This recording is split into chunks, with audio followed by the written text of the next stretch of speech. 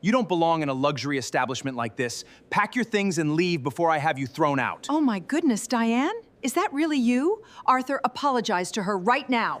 Power is a fragile illusion.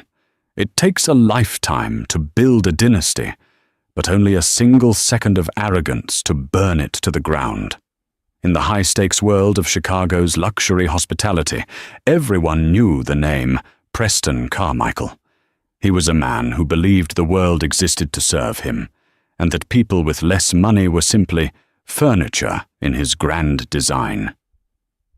But on a freezing Tuesday night in November, inside the gilded walls of the Obsidian Plaza, Preston made a fatal calculation. He decided to destroy a waitress named Maya over a spilled glass of water. He didn't know that this waitress was the ghost of a secret his family had buried 40 years ago, and he certainly didn't expect that when his mother, the iron-willed matriarch, saw the girl. She wouldn't fire her. She would collapse. This is the story of how a billionaire lost everything, not to a rival, but to the truth. The Obsidian Plaza wasn't just a hotel. It was a fortress of wealth situated in the beating heart of Chicago's Gold Coast. The lobby smelled of white tea, thyme, and old money. The floors were Italian marble, polished to such a reflective sheen that you could fix your tie looking down at your shoes. At the center of this kingdom sat Preston Carmichael. At 42, Preston was a man who looked like he had been manufactured rather than born. He wore bespoke suits cut from vicuña wool. His hair was swept back with surgical precision, and his eyes carried the cold, bored detachment of a shark that had already eaten. He didn't just own the Obsidian, he ruled it. It was the night of the Gilded Winter Charity Ball, the most important event on the social calendar. Tickets were $10,000 a plate. Senators, tech moguls, and oil barons were filling the grand ballroom. For the staff, however, tonight was a war zone. Maya Linwood adjusted her apron in the service corridor, her hands trembling slightly. Maya was 26, with eyes the color of dark coffee, and hair pulled back into a tight, practical bun. She looked tired, a bone-deep exhaustion that comes from working double shifts while raising a 4-year-old son alone. Her uniform was crisp, but her shoes were worn down at the heels, a secret testament to the miles she walked every day just to keep the lights on in her tiny apartment in Cicero. "Listen up!" The banquet manager, a nervous man named Mr. Henderson, snapped his fingers at the line of servers. "Mr. Carmichael is in a mood tonight. The floral arrangements were wrong, and the ice sculpture melted too fast. If any of you make a mistake, even a small one, don't bother clocking out. Just leave." Maya swallowed hard. She needed this job. Her son, Leo, needed asthma medication that her basic insurance barely covered. The tips from tonight alone could pay for 2 months of rent. "I've got this," she whispered to herself, smoothing the front of her black vest. "Just keep your head down. Serve from the left, clear from the right." Invisible. That was the rule of the Obsidian Plaza. Be invisible. Out on the floor, the atmosphere was electric. A string quartet played Debussy in the corner. Crystal chandeliers shimmered like frozen fireworks. Preston Carmichael stood near the head table, swirling a glass of scotch that cost more than Maya's car. He was talking to a senator, but his eyes were darting around the room, looking for flaws, looking for something to crush. Preston hated mistakes, but more than that, he hated what he called the clutter of poverty. He believed that beauty was symmetry and wealth, and anything that disrupted that aesthetic was a personal insult to him. Maya moved through the crowd with a tray of champagne flutes. She was graceful, efficient. She dodged a laughing debutante, sidestepped a sweeping ball gown, and made her way toward the VIP section. As she passed Preston, he suddenly stepped back, laughing loudly at his own joke. He moved without looking, backing directly into Maya's path. It happened in slow motion. Maya tried to pivot. She wrenched her body to the side to avoid colliding with the owner. She succeeded in saving the tray, but in the sudden jerk of motion, a single, solitary flute of champagne wobbled. It tipped. It didn't shatter. It didn't even fall off the tray. But a splash of the golden liquid arched through the air and landed on the sleeve of Preston Carmichael's midnight blue tuxedo. The string quartet seemed to stop. The laughter in the immediate vicinity died instantly. Preston looked at his sleeve. A dark spot, no bigger than a coin, was soaking into the wool. He looked at the spot. Then slowly, terrifyingly, he raised his eyes to meet Maya's. I am so sorry, sir," Maya stammered, her face draining of color. She reached for the linen cloth at her waist. "Don't touch me," Preston said. His voice wasn't loud. It was a hiss, low and venomous. He didn't yell. Yelling was for the poor. Preston Carmichael destroyed people with a whisper. The ballroom was vast, but the silence around them felt claustrophobic. Maya froze, her hand hovering halfway to the stain. "Mr. Carmichael, you stepped back and I tried to—" "Excuse me." Preston cut her off, a cruel smile playing on his lips. He turned to the senator and the group of elites surrounding him. "Did you hear that? She's blaming me." He turned back to Maya, stepping into her personal space. He smelled of expensive cologne and malice. "Do you know how much this suit costs?" I don't. $15,000, Preston lied. It was actually 12, but he liked round numbers. It is Italian silk and wool blend. It is ruined. And do you know why it is ruined? Because the Obsidian Plaza seems to have lowered its hiring standards to include clumsy, incompetent street trash. Maya felt tears pricking her eyes. She bit the inside of her cheek to keep from crying. Crying would make it worse. "Sir, I will pay for the dry cleaning. Please." Preston laughed. It was a dry, barking sound. "Dry cleaning? You think you can clean this? You can't even clean yourself." He reached out and flicked the name tag on her chest. "Maya," he read, sneering. "Look at you. Your shoes are scuffed. Your hair is frizzy. You smell like—" He made a show of sniffing the air. Public transit and desperation. The wealthy guests around them chuckled nervously.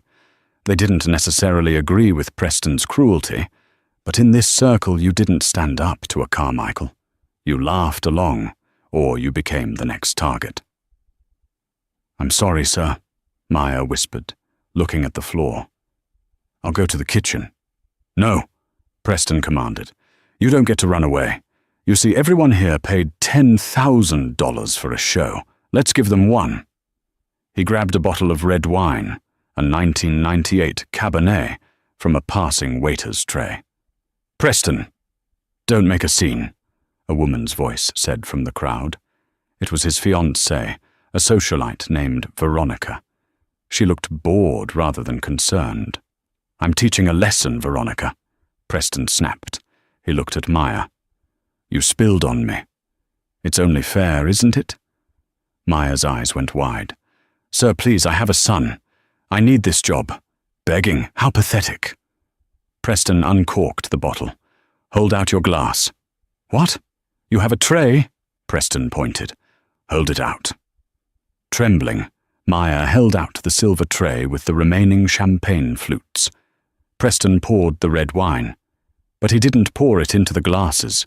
He poured it directly onto the tray, letting it overflow, splashing onto Maya's hands, dripping down her pristine white apron, staining her uniform blood red.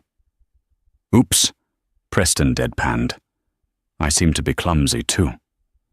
The cold wine soaked through her clothes. It was humiliating. It was degrading. It was an act of pure bullying from a man who had everything against a woman who had nothing. "Now," Preston said. setting the empty bottle down on her soaked tray. "Get out of my hotel. You're fired. And if I see you anywhere near this building again, I'll have you arrested for trespassing. And don't expect a paycheck. That will cover about 1% of the damage to my suit."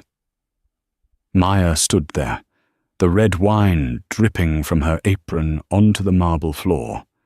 She was shaking violently now, not from fear, but from a sudden, white-hot rage that she couldn't express.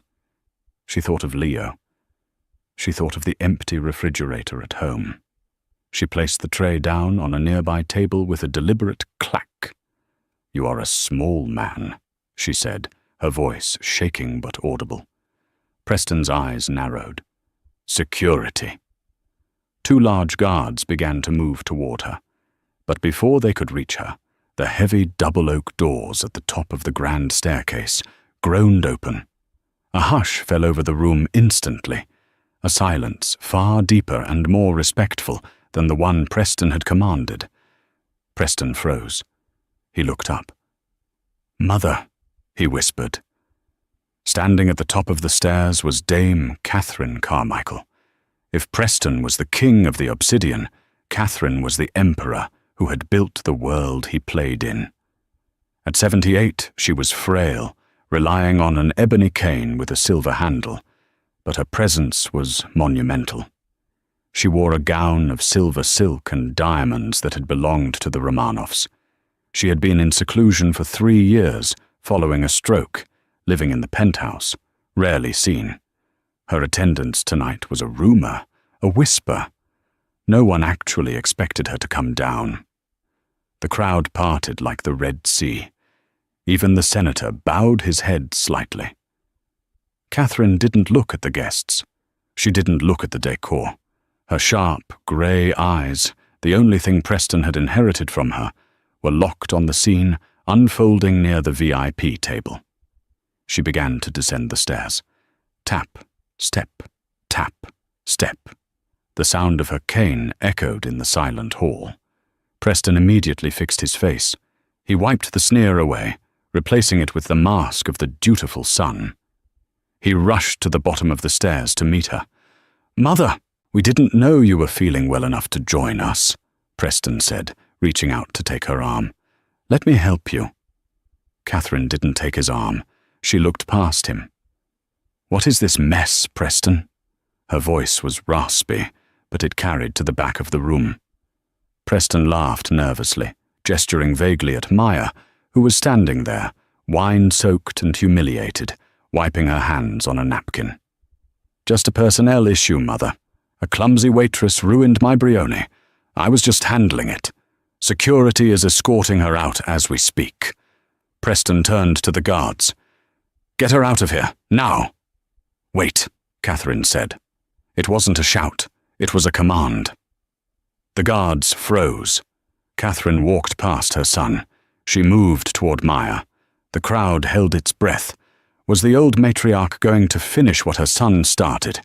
Was she going to scold the girl for ruining the gala? Maya couldn't look up. She was looking at her ruined shoes, fighting the urge to run. She felt the presence of the older woman stop directly in front of her. "Look at me, child," Catherine said softly. Maya hesitated, then slowly lifted her chin. Her eyes were red-rimmed, her face flushed with shame. She met Catherine's gaze.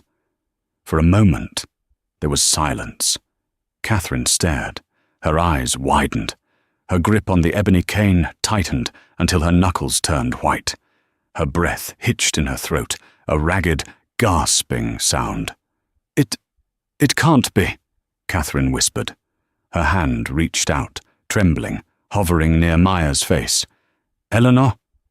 Maya frowned, confused. "No, Mom, my name is Maya."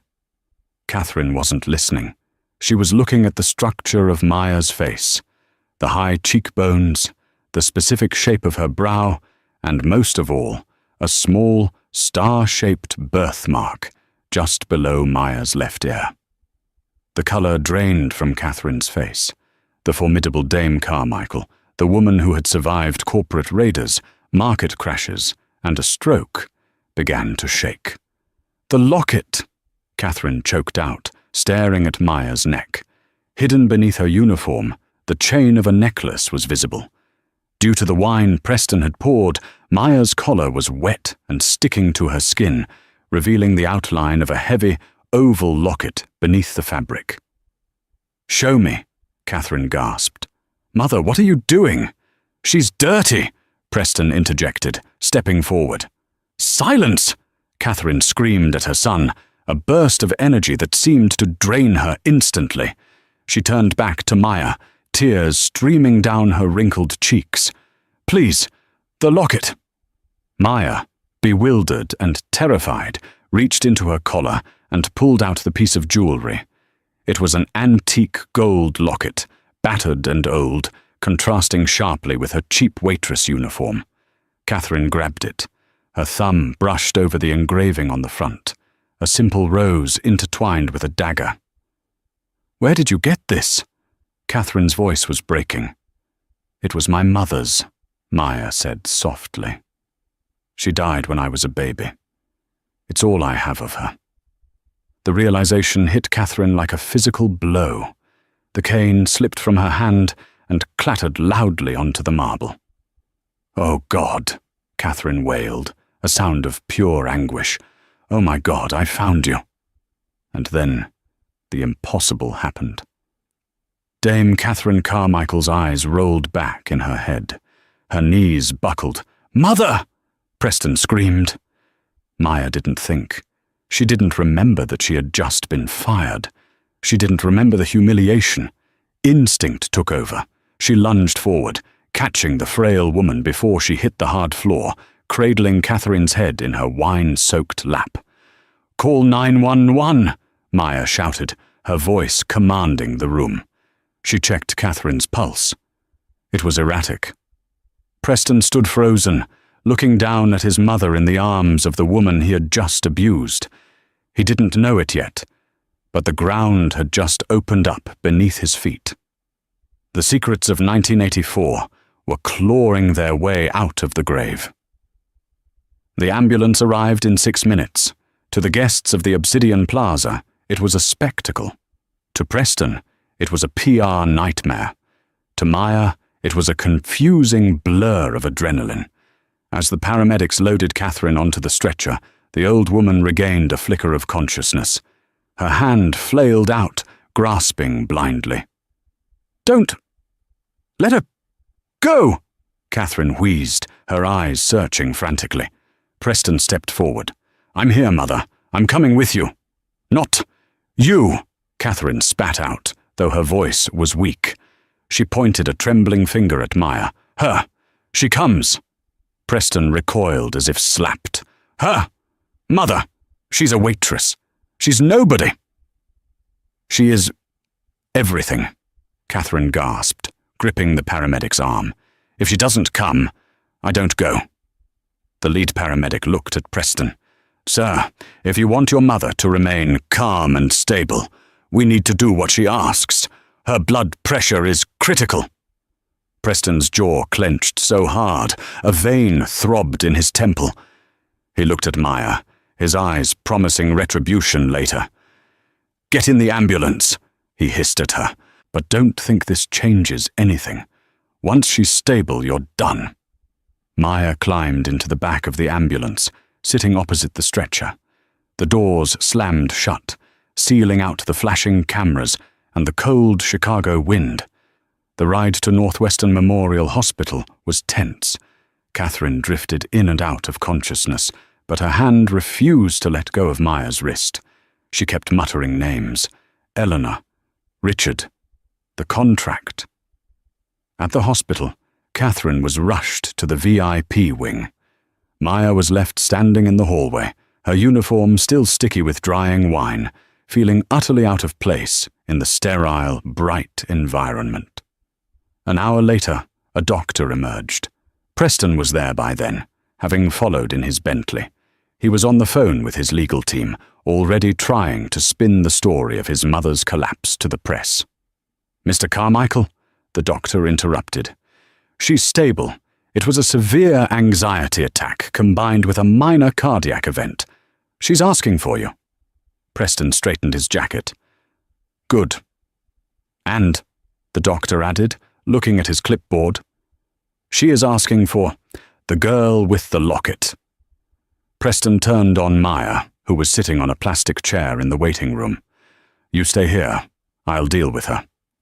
Actually, the doctor interjected firmly, she insisted. She said if the young lady doesn't enter, she will remove her IVs herself. Preston let out a growl of frustration. Fine, follow me, and keep your mouth shut. They entered the private room. Catherine looked small in the hospital bed, hooked up to monitors, but her eyes were sharp, clear, and focused. Close the door, she commanded. Preston closed it. Mother, you need rest. This girl, Catherine interrupted, her voice gaining strength, is the granddaughter of Richard Sterling. The room went deadly silent. The hum of the air conditioner seemed to roar. Preston frowned. Richard Sterling? The man who owned the land the hotel is built on? He died penniless in the 80s? He died penniless because we made him penniless, Preston, Catherine said, her voice heavy with a lifetime of guilt. She looked at Maya. Come here, child. Maya approached the bed. I don't understand. My grandfather's name was Richard, yes. But he was a mechanic. He was a mechanic after, Catherine said, tears welling up again. Before that, he was my partner and my best friend. Catherine took a shaky breath. 40 years ago, before the obsidian was built, that land belonged to your grandfather. It was a prime location. My late husband, your father, Preston, he wanted that land. Richard refused to sell. He wanted to build a community centre there. Maya listened, entranced. She knew her grandfather as a sad, quiet man who drank too much and stared out the window. She never knew why. So, Catherine continued, looking at Preston with disgust. My husband forged a signature. He created a fake deed transfer. We stole the land, Maya. We stole your family's legacy. And when Richard tried to fight it in court, we used our lawyers to bury him. We bankrupted him. We destroyed his reputation. We drove him to the bottle. Preston rolled his eyes. Mother, please, this is ancient history, just business. Why are we talking about this now? Because, Catherine said, her voice turning to steel, because of the contract. What contract? Preston asked. The real contract, Catherine said. The one my husband thought he destroyed. But he didn't. I kept it. Preston laughed. It was a nervous sound. You're talking nonsense. The stroke has affected your mind. Has it? Catherine challenged. She turned to Maya. Maya, open that locket. Maya's hands trembled as she unclasped the old gold locket. Inside, there was a tiny, faded photo of a smiling man, her grandfather, and a woman she didn't recognize. And folded behind the photo was a tiny, impossibly small scrap of paper with a number on it. Read the number, Catherine said. 712, Maya read. Suite 712, Catherine said. It's not a hotel room anymore. It's a private vault in the foundation of the hotel. Only the original architect and I knew about it. Catherine looked at Preston. In that vault is the original deed, and a confession written by your father. He wrote it when he was dying of cancer, trying to clear his soul. He left everything, to Richard Sterling's heirs if the truth ever came out. Preston's face went from pale to grey. You're lying. I have the key, Catherine said, patting the pocket of her hospital gown. And Maya has the combination. It's her birthday, or rather her mother's birthday. Maya gasped. August 14th? 0814, Catherine confirmed. This is insane, Preston shouted. You're going to give away my hotel to a waitress because of some guilt trip? "It's not your hotel, Preston," Catherine said softly. "It never was. We are merely squatters in her house." Preston paced the room, his hands running through his hair. He looked like a trapped animal. "I won't let you do this. I'll have you declared incompetent. I'll lock you away in a home before I let you destroy my legacy." "Your legacy?" Maya spoke up. Her voice was stronger now. The shock was wearing off, replaced by the memory of the wine dripping down her apron, the memory of Preston mocking her poverty. "You mean the legacy of stealing? Of bullying?" Preston turned on her, his fist raised. "You shut your mouth, you little—" "Touch her," Catherine said, her voice dropping to a terrifying octave, "and I will ensure you spend the rest of your life in a cell for elder abuse and fraud." Preston lowered his hand. He looked at his mother, then at Maya. He realized with dawning horror that the power dynamic had shifted. He was no longer the predator. "Get out, Preston," Catherine said. "Go to the hotel. Pack your things." "You can't do this," Preston whispered. "I can. And I will." Preston stormed out of the room, slamming the door so hard the windows rattled. Maya looked at Catherine. Is this real?" Catherine reached out and took Maya's hand. "It is, my dear. I have watched you from afar for years, too cowardly to step forward. I knew you were working in the hotel. I arranged for you to be hired, hoping I could help you from the shadows. But I never expected Preston to be so vile. Tonight, watching him treat you like that, it broke the last chain of my silence. I am so sorry, Maya. Can you ever forgive me?" Maya looked at the old woman. She saw regret. She saw pain. "I don't know," Maya said honestly, "but I want to see that vault." The drive back to the Obsidian Plaza was silent, but it was the silence of a gathering storm. Catherine had discharged herself against medical advice, signing the waivers with a shaky hand. She sat in the back of Maya's beat-up Honda Civic, a stark contrast to the limousines she was used to. "Park at the service entrance," Catherine instructed, as they approached the towering glass structure. "We go in the way you came in, the way the invisible people enter." Maya pulled into the loading dock. Her heart was hammering against her ribs like a trapped bird. She looked at the old woman in the passenger seat. "Mrs. Carmichael, are you sure about this?" "Preston, he looked dangerous." "He is desperate," Catherine corrected, clutching her cane. "And a desperate man is dangerous, but he forgets who taught him how to fight." They entered through the kitchen. The night shift was cleaning up. The smell of industrial bleach hung heavy in the air. When the staff saw Maya, still in her wine-stained uniform, walking arm in arm with the owner of the hotel, forks dropped. Dishwashers stopped scrubbing. Mr. Henderson, the banquet manager, who had been terrified earlier, nearly choked on his coffee. "Mrs. Carmichael, we didn't expect—" "Keycard, Mr. Henderson," Catherine demanded, extending her hand. "Master access, now." Henderson scrambled to hand it over. "Come," Catherine said to Maya. They bypassed the lobby, taking the freight elevator down. Not up to the penthouse, but down into the sub-basement. The air grew cooler as they descended. This was the skeleton of the hotel, where the pipes rattled and the concrete was bare. The elevator opened into a dimly lit corridor. At the end stood a steel door with no handle, only a keypad and a biometric scanner. But standing in front of that door was Preston. He had beaten them there. He was flanked by two men in dark suits, private security, not hotel staff. He looked disheveled, his tie undone, a glass of scotch in his hand. "I knew you'd come here," Preston slurred slightly. He stepped forward, blocking the keypad. "You're not opening this vault, Mother. I've already called the lawyers.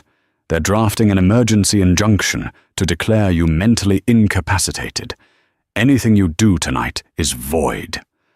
Move, Preston, Catherine said, her voice echoing off the concrete walls. No, Preston sneered. He looked at Maya. And you? You think you hit the jackpot? You think you can just waltz in here and take my empire because of some fairy tale about a locket? He motioned to his guards. Escort them off the property. If the old woman resists, be gentle but remove her. The guard stepped forward.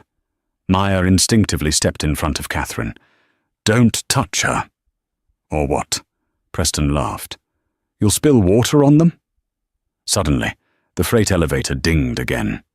Preston turned, expecting his lawyers. But it wasn't lawyers. It was the entire night staff of the Obsidian Plaza. Dishwashers, janitors, bellhops, and line cooks poured into the hallway. At the front was Mr. Henderson, looking terrified, but determined. Mr. Henderson. Preston blinked, confused. What is the meaning of this? You told us to leave if we made a mistake, Henderson said, his voice trembling. Well, we're all making a mistake tonight. We're standing with Maya. There were 30 of them. Preston's 2 guards looked at the crowd, then at Preston. They were paid to rough up drunks, not fight an army of kitchen staff. They took a step back. You're all fired, Preston screamed, his face turning purple. Every single one of you. I'll blacklist you from every hotel in Chicago. You can't fire us, Catherine said, stepping past Maya, because you don't own this hotel anymore. She walked up to Preston. He loomed over her, his fists clenched. For a second, Maya thought he might strike his mother. Go ahead, Catherine whispered. Show them who you really are. Preston trembled with rage, but he stepped aside. He couldn't do it. Not with 30 witnesses. Catherine approached the keypad. She pressed her thumb to the scanner. A green light beeped. The code, Maya, she said. Maya stepped forward. She typed in 08 to 14. Clunk. Hiss. The heavy steel door groaned. The pneumatic seals broke. The vault of Suite 712 opened for the first time in 40 years. The freight elevator descended with a mechanical groan that vibrated through the soles of Maya's worn-out shoes. It was a slow, agonizing descent, taking them away from the polished marble and crystal chandeliers of the ballroom, and down into the bowels of the building. The air here changed. The scent of expensive perfume and roasted duck vanished, replaced by the damp, metallic smell of old copper pipes, industrial grease, and the heavy, stagnant dust of places that are forgotten. Maya stood in the corner of the large metal cage, watching the floor numbers flicker on the display. B1, B2, B3. She looked at Catherine. The older woman was leaning heavily on her cane, her face pale and beaded with sweat. She had just walked out of a hospital against medical advice, and the adrenaline that had fueled her exit was beginning to wane, replaced by the crushing weight of what they were about to do. Are you sure about this? Maya asked, her voice barely audible over the hum of the elevator gears. He's your son. Catherine didn't look up. Her eyes were fixed on the steel doors. He is my son, she whispered, her voice trembling with a mixture of grief and iron resolve.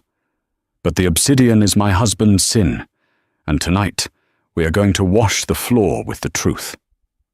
The elevator shuddered to a halt. The display read, Sub B. The doors rattled open. They didn't step into a hallway. They stepped into a standoff. The sub-basement corridor was dimly lit by flickering fluorescent strips that buzzed like angry hornets. The concrete floor was cracked, and steam hissed softly from a valve in the ceiling. At the far end of the corridor, about 50 feet away, stood a heavy, reinforced steel door. It looked like the entrance to a bank vault, out of place amidst the exposed plumbing and electrical conduits. Blocking the path to that door was Preston Carmichael. He had beaten them there. He must have taken the private express elevator while they were navigating the kitchen. He had shed the perfect veneer of the billionaire hotelier. His midnight blue tuxedo jacket was thrown on the floor.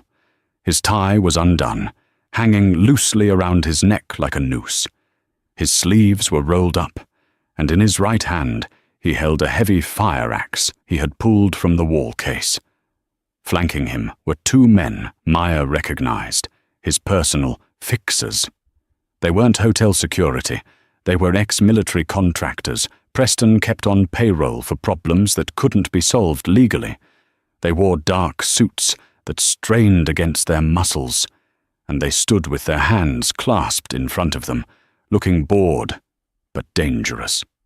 "I told you." Preston's voice echoed off the concrete walls, distorted and manic. "I told you not to come down here, Mother." Catherine stepped out of the elevator first. Her cane clicked loudly on the concrete. Click, echo, click, echo. "Put the axe down, Preston," she said. Her voice wasn't loud, but it carried a natural authority that had once terrified boardrooms across Chicago. "You look ridiculous." "Ridiculous?" Preston let out a barking, jagged laugh. He swung the axe loosely, the heavy head scraping against the wall, sending a shower of sparks cascading onto the floor. "I am protecting my property. This is my hotel. I built the brand. I brought in the Michelin chefs. I secured the G7 summits. Me! Not your dead husband. Not you. Me!" He pointed the handle of the axe at Maya. "And I am not going to let some charity case waitress waltz in here and take it because of a piece of paper." Maya stepped out from behind Catherine. The fear she had felt upstairs, the humiliation of the wine, the shame of her poverty, was gone. In the cold light of the basement, seeing Preston unhinged and desperate, she realized something profound. He is terrified of me. "It's not just a piece of paper, is it?" Maya said, her voice steady. "If it was just paper, you wouldn't be standing there with an axe. You're scared." "Shut up!" Preston screamed. The sound was raw, tearing at his throat. "You are nothing. You are a spill on a rug. I should have had you arrested the moment you walked into the ballroom." He turned to his two guards. "Get them out of here. If the old woman resists, carry her. If the girl resists—" He paused, a cruel sneer twisting his lips.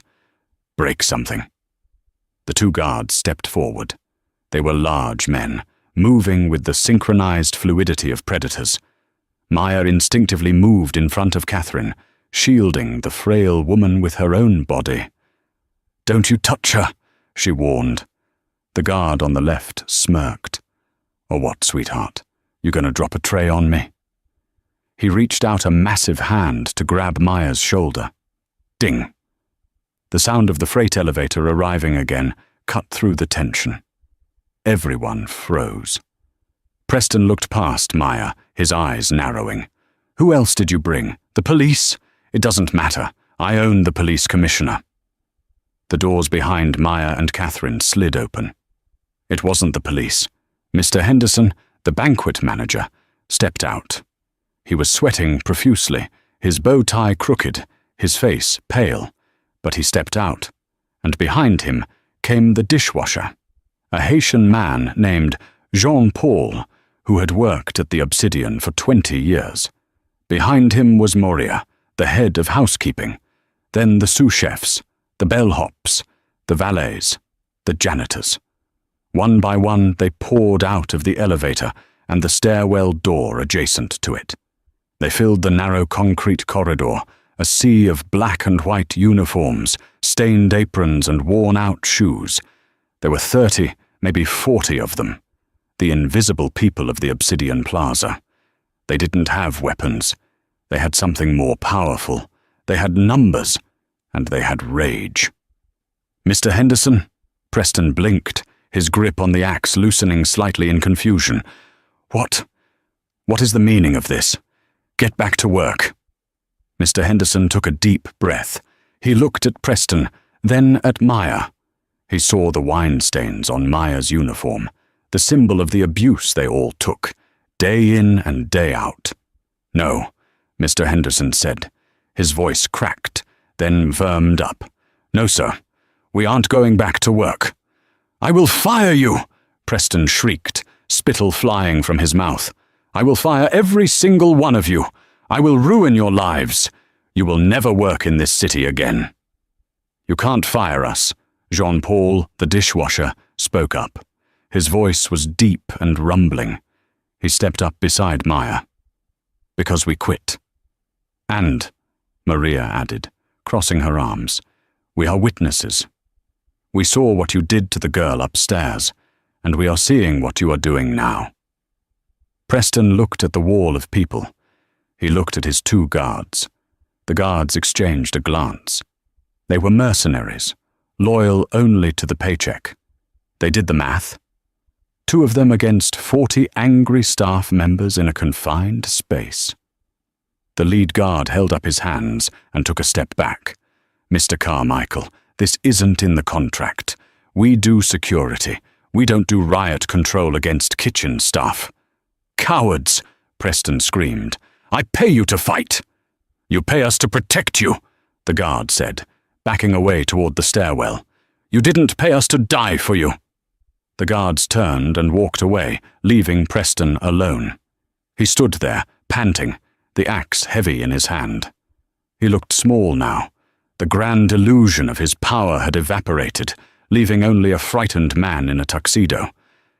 Catherine tapped her cane on the floor again. "Move, Preston."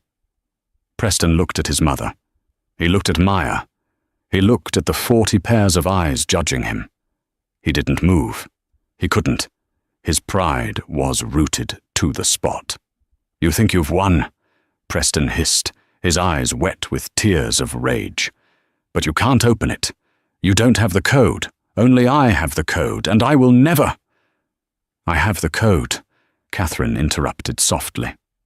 Preston froze. "That's a lie. Father destroyed the copies." "Father tried," Catherine said. She walked slowly toward him. The crowd of staff parted to let her through, Maya right beside her. As they approached Preston, he raised the axe slightly, a reflex of defense. Jean-Paul and 3 of the line cooks stepped forward instantly, forming a wall. Preston lowered the axe, defeated. He slumped against the wall, sliding down until he was sitting on the dirty concrete floor, his head in his hands. Catherine didn't look down at him. She walked past her son to the steel door. She reached into her pocket and pulled out a small, microfiber cloth. She wiped the dust from the biometric scanner. "The thumbprint is mine," she said to Maya. "My husband added me to the protocol in 1982, in case something happened to him. He never removed me." She pressed her thumb against the glass. A red beam of light scanned the ridges of her skin. The machine whirred. "Beep. Access granted. Awaiting numeric input." "The code," Catherine said, turning to Maya. "It is your birthright. You enter it." Maya stepped up to the keypad. Her hands were shaking. She looked at the glowing blue numbers. 0814, Catherine whispered. "August 14th, the day your mother was born. The day Richard Sterling's life changed forever." Maya reached out. Her finger hovered over the 0. She felt the weight of 40 years of history. She felt her grandfather's sorrow, her mother's poverty, her own struggle. She pressed 0. She pressed 8. She pressed 1. She pressed 4. Clunk. The sound was heavy and final. It sounded like a gunshot in a canyon. Hissing air escaped from the seals as the pneumatic locks disengaged. The heavy steel wheel on the door spun slowly, all on its own, driven by hidden gears. With a groan of metal on metal, the door swung outward. The air that rushed out of the vault was cold and smelled of old paper and ink. It was the breath of the past. Maya walked inside. The room was small, essentially a concrete box. There were no gold bars, no stacks of cash. In the center of the room sat a single, mid-century metal desk. On the desk was a dusty leather briefcase and a portable cassette player. "Is this it?" Maya whispered. Catherine followed her in. "This is everything." She walked to the desk and unlatched the briefcase. The snaps clicked loudly. She lifted the lid. Inside were stacks of yellowed legal documents, preserved in plastic sleeves. There was a ledger bound in black leather. And there were letters. Catherine pulled out a thick document with a red wax seal. Her hands trembled so violently she almost dropped it. "The deed," she announced, her voice breaking. She turned to the open door, where the staff and Preston, who had dragged himself to the doorway, were watching. "This is the original land deed for the plot on which the Obsidian Plaza stands," Catherine declared. "It is signed by Richard Sterling and my late husband, Arthur Carmichael." She flipped to the last page. "And here," she pointed to a paragraph typed in a different font, clearly added at the last minute. Clause 7b. In the event that the transfer of funds is proven to be fraudulent or obtained under duress, the ownership of the land and all structures erected upon it shall revert immediately to the Sterling estate. She picked up another paper. "And this is the confession, written by Arthur Carmichael on his deathbed." Catherine began to read. Her voice was steady, channeling the anger she had suppressed for decades. "I, Arthur Carmichael, being of sound mind and failing body, confess to the systematic destruction of Richard Sterling. I confess to bribing Officer Miller to plant narcotics in Mr. Sterling's vehicle. I confess to falsifying the foreclosure documents. I stole a man's life to build a monument to my own vanity." A gasp went through the crowd of staff in the hallway. Mr. Henderson covered his mouth. They had all heard rumors, whispers of the hotel's dark origins, but to hear it confirmed in the founder's own words was shattering. Maya felt tears streaming down her face. She wasn't crying for the money. She was crying for the grandfather she remembered, sitting in a dark room, staring at nothing, broken by a world that told him he was a failure. He wasn't a failure. He was a victim. "He died thinking he was worthless," Maya whispered. "No," Catherine said fiercely. "He died a man of honor who was robbed by thieves." Catherine reached back into the briefcase, her brow furrowed. "Wait." She pulled out a sealed white envelope. It looked newer than the other papers. The paper wasn't yellowed. It was crisp. On the front, in handwriting that Maya recognized from the employee memos, was a single name, Preston. The room went deadly silent.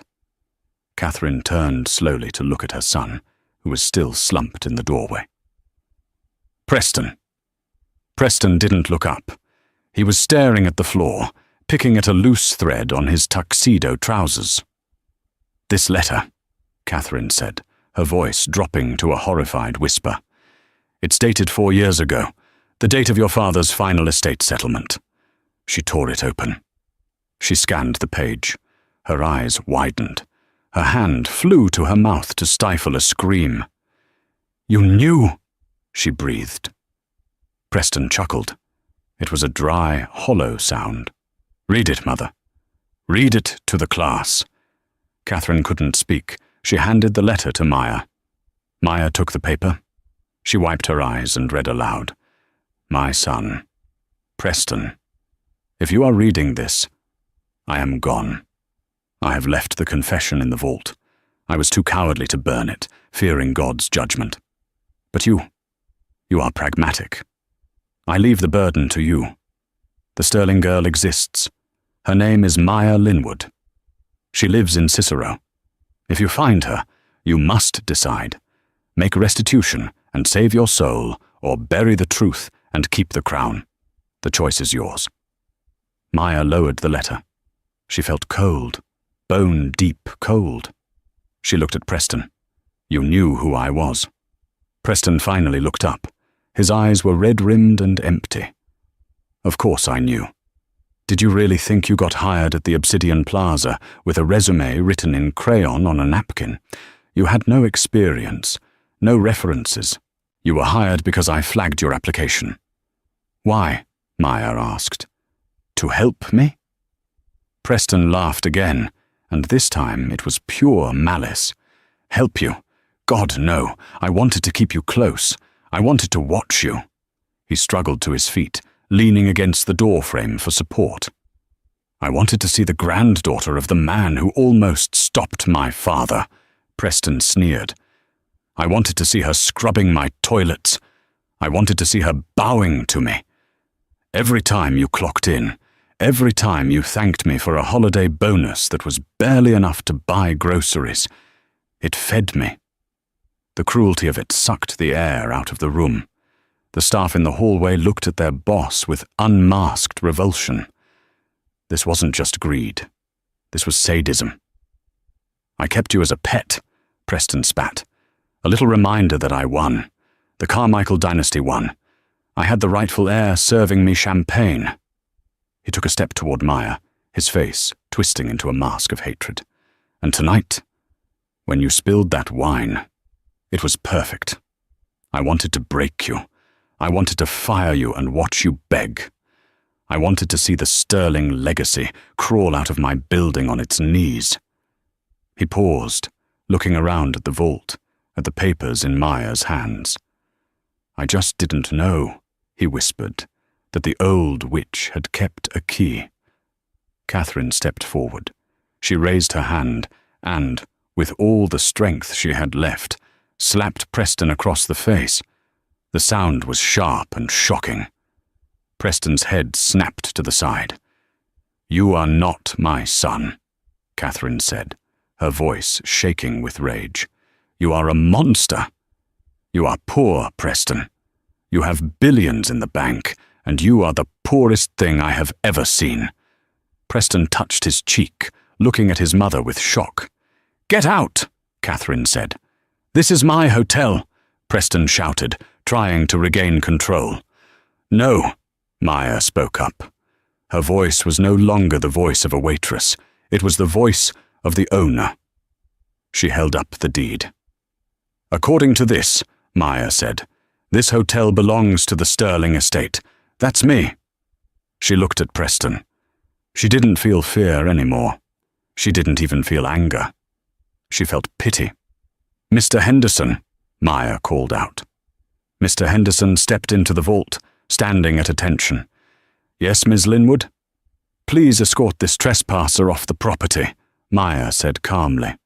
If he resists, call the police and have him charged with fraud and elder abuse. Mr. Henderson nodded. He turned to the two largest line cooks, burly men with forearms scarred from oven burns. Chef Mike, Chef Tony, grab him! The cooks stepped forward. They didn't hesitate. They grabbed Preston by the arms, their grip like iron. Get your hands off me! Preston screamed, thrashing. Do you know who I am? I am Preston Carmichael. You're nobody, Chef Mike grunted, dragging him toward the elevator. Mother, stop them, Preston begged, looking back at Catherine. Catherine turned her back on him. She faced Maya. Preston's screams echoed down the concrete corridor, fading as he was dragged into the elevator. I built this! You're nothing! You're nothing! The elevator doors closed, cutting off his voice. Silence returned to the sub-basement. Maya stood in the center of the vault, clutching the papers to her chest. She looked at the staff, her friends, her colleagues, who were watching her with awe and hope. She looked at Catherine, who was weeping silently, leaning on the desk. I'm sorry, Catherine sobbed. I'm so sorry I waited so long. Maya reached out and took the old woman's hand. You're here now. That's what matters. Maya looked around the small, dusty room. She thought of her apartment in Cicero with the leaking ceiling.